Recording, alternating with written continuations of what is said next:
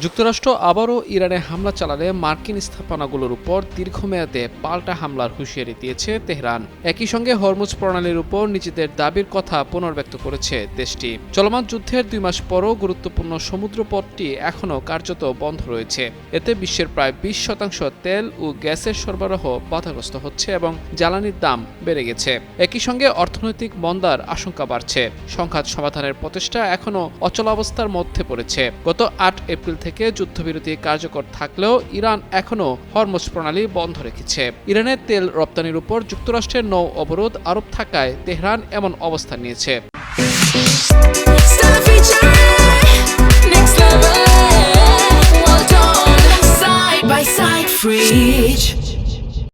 এদিকে বেশ কিছুদিন ধরে যুক্তরাষ্ট্র সম্ভাব্য বিকল্প পথগুলোকে নিজেদের বিবেচনায় রেখেছিল, তবে তেলের দাম কমেনি। এক পর্যায়ে ব্রেন্ট ক্রুড তেলের দাম $126 পর্যন্ত উঠেছিল, পরে তা কমে $114 হয়েছে। এদিকে যুক্তরাষ্ট্রের পক্ষ থেকে সংঘাত পরবর্তী পরিস্থিতির জন্য প্রস্তুতির ইঙ্গিত মিলেছে। পররাষ্ট্র দপ্তরের এক বার্তায় বলা হয়েছে, 1 মের মধ্যে সহযোগী দেশগুলোকে একটি নতুন জোটে যোগ দেওয়ার আহ্বান জানানো হবে। জোটের নাম হবে মেরিটাইম ফ্রিডম কনট্রাক্ট।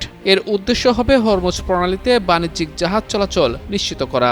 তবে ফ্রান্স, যুক্তরাজ্য সহ কয়েকটি দেশ এই জোটে অংশ নেওয়ার বিষয়ে আলোচনা করলেও সংঘাত শেষ না হওয়া পর্যন্ত তারা এই জলপথ খুলে দেওয়ার কাজে সহযোগিতা করবে না বলে জানিয়ে দিয়েছে।